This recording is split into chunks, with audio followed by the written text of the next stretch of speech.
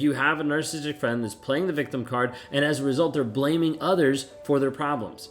It's not my fault, it's their fault. Like, if this wouldn't have happened to me by this person, like, there's so much that gets switched around on the other people. And at the same time, it's like they're seeking validation. Have you ever met someone who was charming, empathetic, but at the same time, something just kind of feels off? Like you're not sure like what is actually wrong or what's different about this person? Maybe you know someone that you've noticed over a period of time seems to always be the victim. And always seems the victim just slightly of everything, but needs that validation. But at the same time, never takes responsibility for their actions and for the things they've done. Could they be a covert narcissist? What does it actually look like?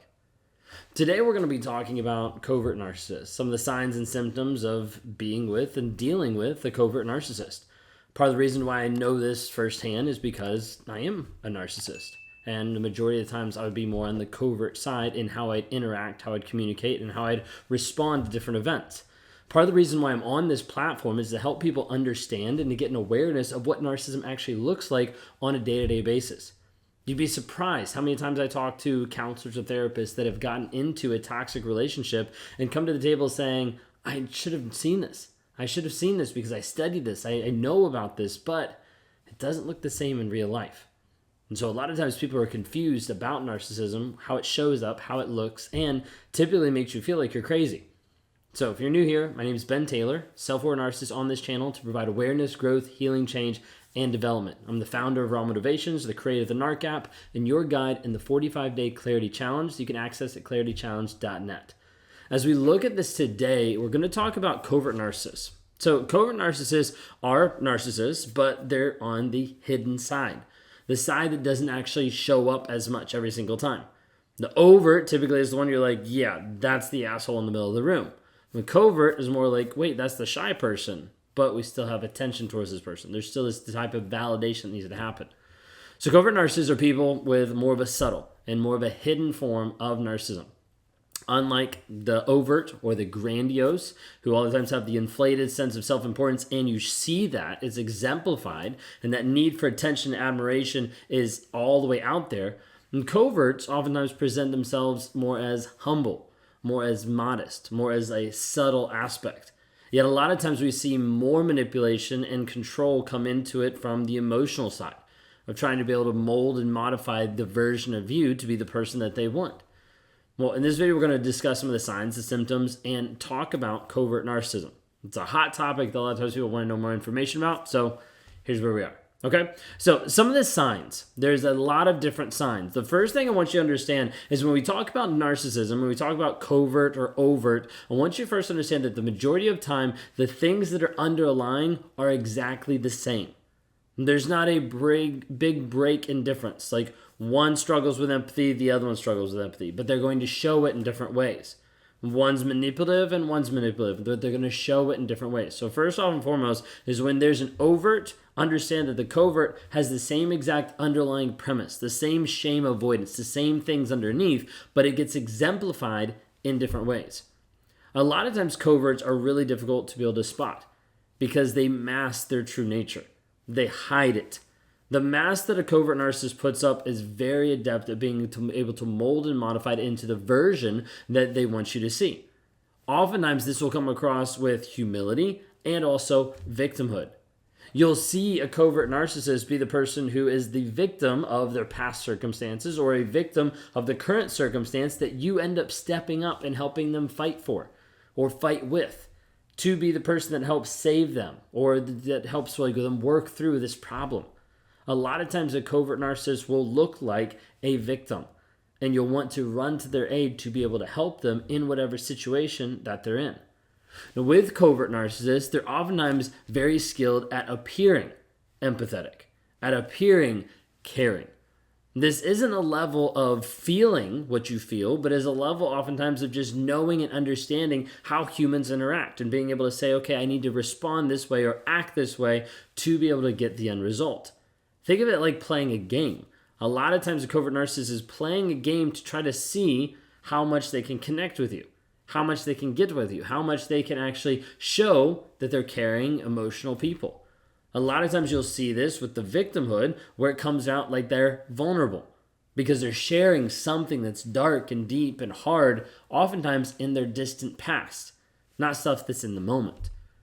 Behind the scenes, a covert narcissist is typically manipulating the situation. Highly manipulative, highly controlling, and a lot of times it's almost like pulling the levers on the back of a play, and people are seeing things move and shift and shape, but they don't actually know where it's coming from.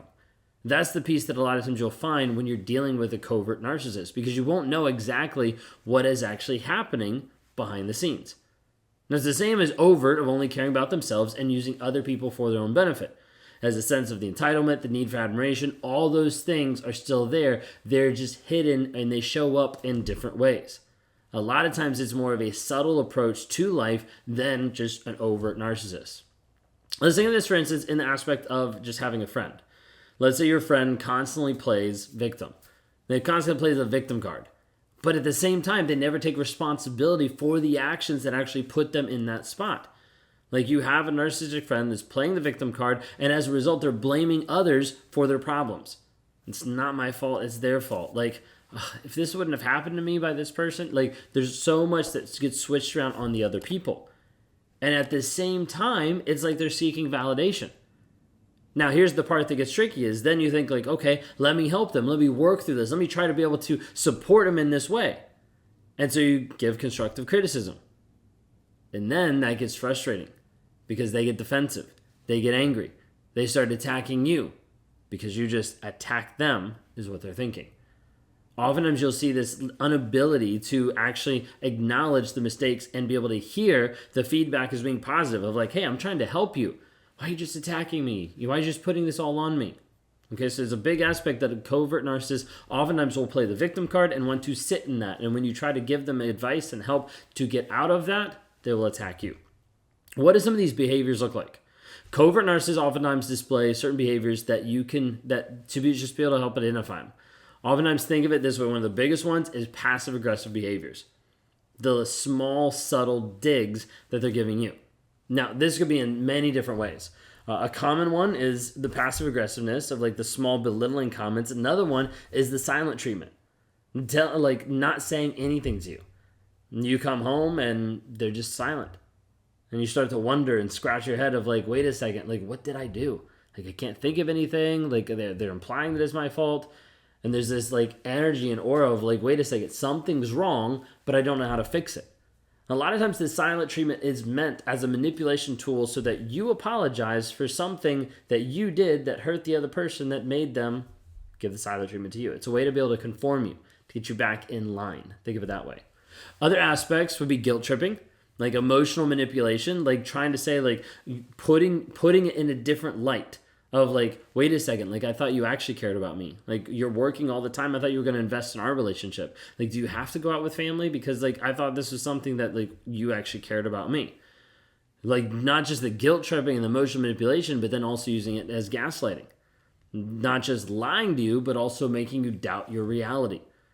Now the thing is, they can do all this a lot of times without actually saying the mean, awful things, without raging, without yelling at you, without throwing stuff. And you'll be confused because they'll use charm, flattery to manipulate others into doing what they want and to appear better in front of you. And you're like, wait a second, maybe they're not being this mean. Maybe they're not being this awful. And there's this concept of them twisting and modifying the truth to be able to give them an advantage over you. So think of it this way, like a lot of times narcissists will give you a silent treatment, okay? Whenever you do something that they don't like, okay? You do something they don't like, I'm not talking to you. They're not going to explain what you did wrong. They're not going to give you a chance to defend yourself. They're not going to actually open up and say, hey, this is what's happening, but they're going to flip it around on you. Eventually, when they do talk, they might be just pulled back. You don't listen to me. You don't love me enough. I can't believe you did that. What did I do? And they're putting it back on you without giving you concrete ideas of what actually happened. This piece of the silent treatment is oftentimes just to get you to conform. It is a form of punishment so that you actually listen to them next time and don't piss them off. Don't do the thing that they don't want you to do. When you're with a covert narcissist, it's going to have a huge impact on your mental health and your emotional health. A lot of times covert narcissists will gaslight. Gaslighting is probably one of the biggest aspects. The passive aggressiveness and the gaslighting, I would say, is probably the biggest aspects of covert narcissists, making you doubt your reality. This has huge impacts. There's many people that contact me and then I talk to on a daily basis that they're like, I think I'm the narcissist. And we walk through it and I'm like, I don't think you are. Like, I think you're actually being gaslit by your partner, believing that you're the narcissist when they're the ones that's projecting it and putting it on you. There's so many ways that a narcissist will try to manipulate and control just to be in a power dynamic so that they kind of one-up you. If you're at the place where you're wondering, am I a narcissist? And this happened a couple of days ago when I was on a live, and several people were thinking, like, am I the narcissist? And the first thing I want you to understand is a lot of people will say, well, if you ask that, then it means that you're not. And I just want to get rid of that question. I want to get rid of that answer because I don't think that's valid. I don't think that's true. I used to say that on this platform.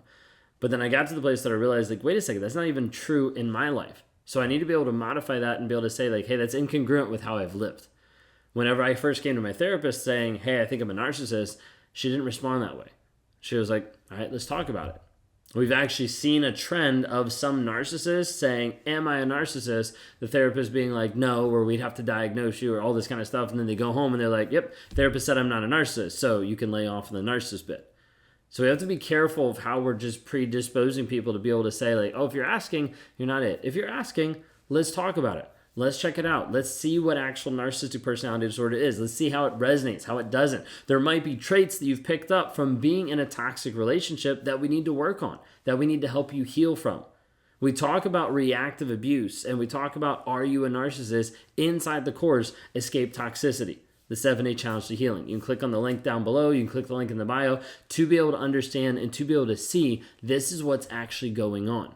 Like, this is how I actually break free from the toxic environment that I'm in and continue to move forward in healing, growth, and change. If you want to check that out, it's a 7-day challenge for $7 to start you down your journey and to give you a foundation of how we teach and how we help people heal, grow, change, and develop.